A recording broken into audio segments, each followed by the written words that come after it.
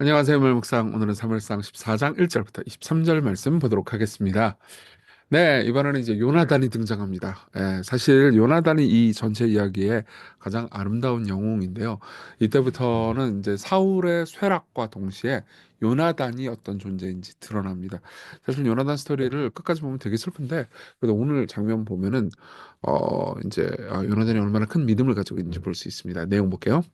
하루는 사울의 아들 요나단이 자기의 무기를 든 소년에게 이르되 우리가 건너편 블레셋 사람들의 부대로 건너가자고 그의 아버지에게는 아뢰지 아니하였더라. 그러니까 요나단 옆에 이제 부관이 있었던 것 같아요. 그 부관을 이제 무기 든 자라고 말하죠.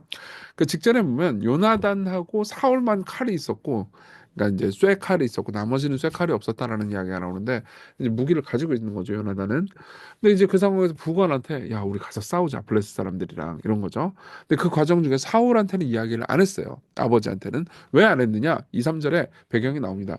사울이 기브와 변들이 미그론에 있는 석류나무 아래에 머물렀고 함께한 백성은 600명 가량이며 아히야는 에봇을 입고 거기 있었으니 그는 이가봇의 형제 아이두베 아들이고 비나스의 손자의 실로에서 여호와의 제사장이 되었던 엘리의 증손이었더라. 백성은 요나단이 간 줄을 알지 못하니라. 왜 이랬냐면은 사울은 그냥, 우리가 이제 어제 봤지만은 모든 뭐 사기를 다 잃고 나서 600명끼리 에이씨 3만 명이 쳐들었는데 600명 어떡해, 그러면서 이러고 시추구리 하고 앉아 있었고, 당시에 왕이었던 사울은 그러고 있었고, 그리고 아히야 종교 지도자입니다. 종교 지도자는 에봇을 입고 있었어요. 에봇을 입었다는 건 하나님의 뜻을 물을 수 있는 우림과 둠밈 같은 것들이 있었다는 거고요. 그리고 기도하면서 격려하면서 왜 그러십니까 왕이시여, 나가 싸웁시다, 하나님께서 함께 하실 겁니다, 우리 같이 기도합시다, 이 일을 해야 되는데 아이야도 그냥 가만히 있었어요. 그래서 그냥 둘 다 그냥 멍하니 있었던 거죠. 당시에 이스라엘 전체를 이끌어야 했던 정치 지도자와 종교 지도자 모두 힘이 없었다, 믿음이 없었다, 이런 이야기를 합니다. 그러다가 이제 요나단이 블레셋 사람들에게로 건너가려고 하는 어기 사이 이쪽에는 험한 바위가 있어요. 두 개의 큰 바위가 있습니다. 그리고 저쪽에도 험한 바위가 있는데 하나의 이름은 보세스고 미끄럽다는 뜻이에요. 또 하나의 이름은 세네, 가시도친이라는 의미입니다. 그러니까 둘 다 험한 바위였겠죠. 험한 바위로 건너가기도 힘들고, 우리는 적들은 군사가 많은데 우리는 600명밖에 없고 이스라엘 백성들은 뿔뿔이 흩어져 도망갔고, 그냥 전부 다 사기가 이제 멍하니 이제 떨어져 있는 상태입니다. 한 바위는 북쪽에서 mik마스 앞에 일어섰고 하나는 남쪽에서 게바 앞에 일어섰더라. 요나단이 자기의 무기를 든 소년에게 이르되 우리가 이 할례 받지 않은 자들에게로 건너가자, 여호와께서 우리를 위하여 일하실까 하노라. 그러면서 여호와의 구원은 사람이 많고 적으면 달리지 아니하였느니라. 요나단은 이미, 그러니까 기드온 스토리 300명으로 막 10만 명 다 때려눕힌 그런 거 다 알고 있는 사람이란 말이에요. 그러니까 역사를 생각하는 거죠. 그리고 하나님의 전능을 생각합니다. 그러면서 이렇게 이야기를 하죠. 우리를 위해서 일하실까 하노라라고 말합니다. 일하실까 하노라라는 말은 믿음 없는 얘기 아니고 그러실 수 있다, 이런 얘기예요. 좀 이따 더 자세히 얘기해 드릴게요. 그러면서 이렇게 말하는 거죠. 내가 성경을 보니까 하나님의 뜻을 생각해 보니까 그분이 전능한 분인데 뭐 사람이 많고 적고 그게 무슨 상관이야? 600명이 다 뭐 못한다 하더라도 우리 둘이라도 가자. 근데 이 부관도 믿음이 좋은 사람이었던 것 같아요. 아니면 뭐 요나단을 대단히 신뢰했거나. 그래서 어떻게 하느냐? 무기를 든 자가 그에게 이르되 당신의 마음에 있는 대로 다 행하여 앞서가소서 내가 당신과 마음을 같이 하여 따르리이다. 하나님께서 어떤 분이세요? 하나님의 마음에 합한 자를 찾는다고 그랬잖아요. 여기 하나님의 마음에 합한 요나단이 있고요. 그리고 요나단의 마음에 합한 부관, 무기를 든 자가 있습니다. 그래서 어떻게 했냐? 둘이 가요, 둘이. 요나단이 이르되 보라, 우리가 그 사람들에게로 건너가서 그들에게 보이리니 그들이 만일 우리에게 이르기를 우리가 너에게로 가기를 기다리라 하면 우리는 우리가 있는 곳에 가만히 서서 그들에게로 올라갈지 말 것이고, 그들이 만일 말하기를 우리에게로 올라오라 하면 우리가 올라갈 것은 여호와께서 그들을 우리 손에 넘기셨음이 이것이 우리에게 표징이 되리라 하고. 그러니까 이렇게 얘기하죠. 이렇게 얘기하죠. 일단 둘이 가자. 그리고 저기 블레셋 사람들이 있을 거 아니냐. 블레셋 사람들이 야씨 거기 있어, 우리가 죽이러 갈 거야라고 말하면은 우리 여기 있자. 그리고 일로와 그러면 가자. 이게 하나님의 표징이라고 생각하자. 그리고 간 거예요. 뭐 어쨌든 둘이 어떻게 된 상태든 둘 다 이제 싸우겠다는 말인 거죠. 그래서 어떻게 하냐, 11절. 둘이가 블레셋 사람들에게 보이매 블레셋 사람이 이르되 보라, 히브리 사람들이 그들이 숨었던 구멍에서 나온다 하고, 저기 히브리 사람들 2명 나오네. 그러니까 2명이서 뭘 하겠어 생각했겠죠. 그 부대 사람들이 12절 요나단과 그의 무기를 든 자에게 이르되 우리에게로 올라오라, 너에게 보여줄 것이 있느니라 한지라. 보여줄 것이 있다는 것은 로 와봐, 이씨, 오면 뭐 어떻게 되나 보자 이런 뜻이에요. 히브리어로 보면. 그러니까 간단하게 얘기하면 거기 있는 그 블레셋 사람들이 이 요나단하고 부관한테 들어와 들어와 이러고 있는 거죠. 네, 영화 패러디한 거 맞습니다. 네, 어쨌든 간에 그래요. 요나단이 자기의 무기를 든 자에게 이르되 나를 따라 올라오라. 여호와께서 그들을 이스라엘의 손에 넘기셨느니라 하고 요나단이 손발로 기어 올라갔고 그 무기를 든 자도 따랐더라. 블레셋 사람들이 요나단 앞에서 엎드러지매 무기를 든 자가 따라가며 죽였으니 어떻게 됐냐? 가가지고 그래 들어갈게 그러면서 다 죽인 거예요. 사실 이제 이게 우리가 이게 초자연적인 일이 일어났다고 봐야 되는 거죠. 하나님께서 요나단에게 큰 힘을 주셔가지고 거기 있는 사람들을 죽이게 하십니다. 그래서 어떻게 됐냐? 요나단과 그 무기를 든 자가 반나절 같이 가리 땅 안에서 처음으로 쳐 죽인 자가 20명 가량이라. 둘이 가가지고 10대 1로 이제 이긴 거죠. 그래서 이제 뒤에서 이렇게 요나단이 한번 푹 찌르면은 뒤에서 그 무기를 든 자가 이제 결정타 한번 뚝 날리고 뭐 그런 식으로 해서 20명을 죽였어요. 그럼 어떻게 되느냐? 이 여기서부터 더 큰 기적이 일어나는데 들에 있는 진영과 모든 백성들이 공포에 떨었고 부대와 노략군들도 떨었으며 땅도 진동하였으니 이는 큰 떨림이었더라. 그러니까 블레셋 사람들 전체에 엄청난 두려움이 내려집니다. 이게 이제 기적인 거죠. 그러니까 처음에 20명, 처음에 이 요나단과 그의 부관을 본 사람은 2명 올라온 걸 알고 있었어요. 근데 갑자기 20명이 쫙쫙쫙 죽으니까 엄청난 대군이 왔다고 착각을 했던 것 같아요. 그래서 베냐민 기브아에 있는 사울의 파수꾼이 바라본즉 허다한 블레셋 사람들이 무너져 이리저리 흩어지는 거예요.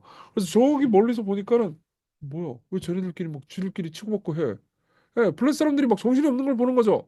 그래서 사울이 자기와 함께한 백성에게 이르되 우리에게서 누가 나갔는지 점호하여 보라. 점호한 즉 요나단과 그의 무기를 든 자가 없어졌더라. 그때까지 그러니까 점호도 제대로 안 했던 겁니다. 예, 원래 군대에서 점호는 진짜 중요하거든요. 군대 갔다 온 분들은 다 아실 거예요. 그래서 어떻게 하냐? 사울이 아히야에게 이르되 하나님의 괴를 이리로 가져오라 하니 그때 하나님의 괴가 이스라엘 자손과 함께 있습니다. 사울이 제사장에게 말할 때 블레셋 사람들의 진영에 소동이 점점 더앉으라. 사울이 제사장에게 이르되 네 손을 거두라 하고 사울이 그와 함께한 모든 백성들이 모여 전장에 가서 본즉 블레셋 사람들이 각각 칼로 자기 동무들을 침으로 크게 혼란하였더라. 자 보세요. 하나님의 법궤를 가지고 오라고 그러죠. 이거 옛날에 블레셋 사람들이랑 싸울 때 했던 바보짓하고 똑같죠? 예. 그 홈리와 비너스 엘리의 아들들이 했던 짓과 똑같죠. 그러니까 사울이 그 엘리의 아들들하고 똑같은 수준으로 떨어졌다라는 얘기를 하는 겁니다. 근데 그럼에도 불구하고 어떤 일이 일어났어요? 요나단 때문에 하나님께서는 일하셔서 거기 있는 사람들에게 그 블레셋 놈들에게 이제 혼란을 주시죠. 그래서 전에 블레셋 사람들과 함께하던 히브리 사람이 사방에서 블레셋 사람들과 함께 진영에 들어왔더니 그들이 돌이켜 사울과 요나단과 함께한 이스라엘 사람과 합하였고 그러고 나서 어떻게 하냐 이스라엘 군대들이 이제 거기를 합류하죠. 쟤네들 서로 죽이네 그러면서 해가지고 합류를 합니다. 그래서 어떻게 하느냐 에브라임 산지에 숨었던 이스라엘 모든 사람들 블레셋 사람들이 도망감을 듣고 싸우러 나와서 그들을 추격했습니다. 여호와께서 그날에 이스라엘을 구원하심으로 전쟁이 베다웬을 지나니라. 예. 그래서 용기 있는 2명의 하나님의 마음에 합한 사람이 어떻게 했어요? 가서 싸웠는데 하나님께서 일하셔서 기적을 주셔서 이겼더라. 이게 전체 스토리입니다. 자, 이 스토리 우리 삶에 적용해 볼까요? 첫째, 믿음이 주는 영향을 생각해 봅시다. 믿음은 뭘까요? 믿음은 눈에 보이지 않는 현실에 매이는 겁니다. 예, 눈에 보이는 현실에 매이지 않고요. 예. 성경의 히브리서 11장을 보면 이렇게 말합니다. 믿음은 바라는 것들의 실상이고 보이지 않는 것들의 증거니 선진들이 이로써 증거를 얻었다고요. 그 선진 중에 한 명이 여기 있는 요나단인 거예요. 예. 믿음 있는 사람들은 연약한 자기 자신과 연약한 우리 공동체를 보는 게 아니고 전능한 하나님, 우리를 다시 일으키실 하나님을 봅니다. 그 공동체가 여러분들의 가정이든 교회든 학교든 아니면 직장이든 간에 이 절망적인 현실, 눈에 보이는 현실만 보는 게 아니에요.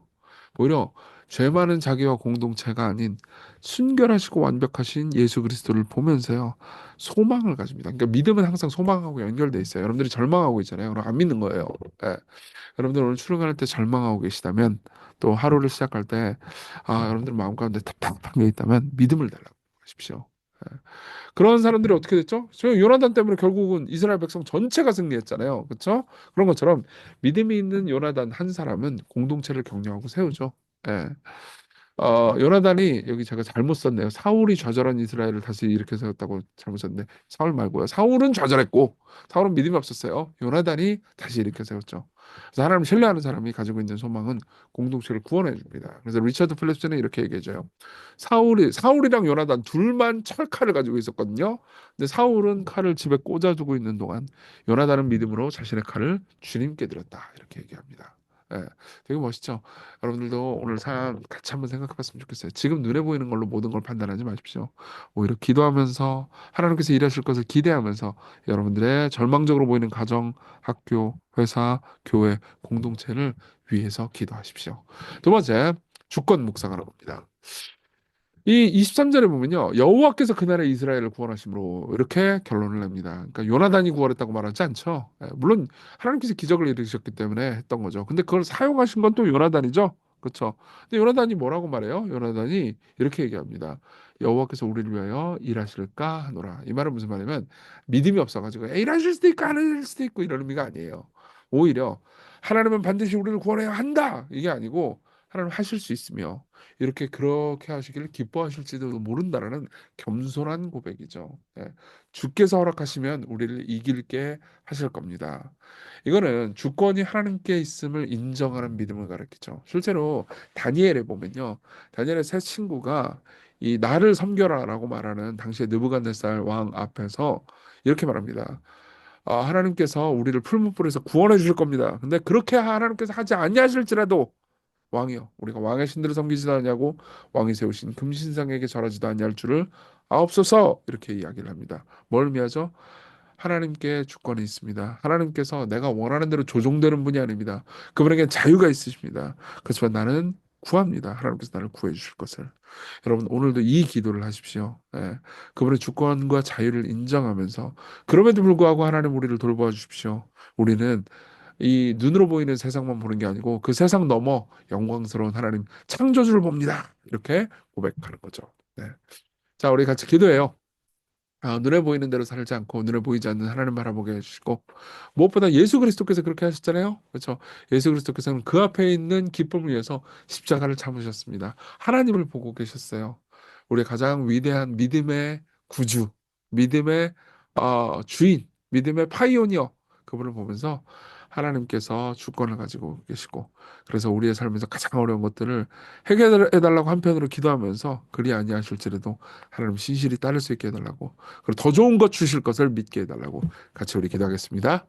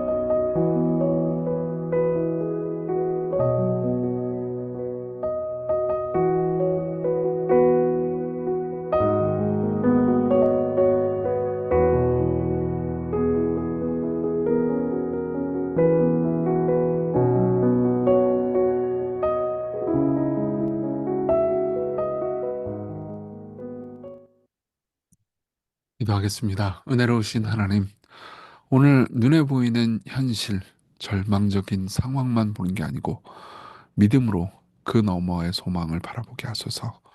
오늘 하루 하나님의 주권을 신뢰하면서 우리를 인도하실 하나님을 기대하는 하루 되게 해주셔서 예수님 이름으로 기도했습니다. 아멘. 네, 하나님의 은혜 안에서 오늘 기쁜 하루 되세요.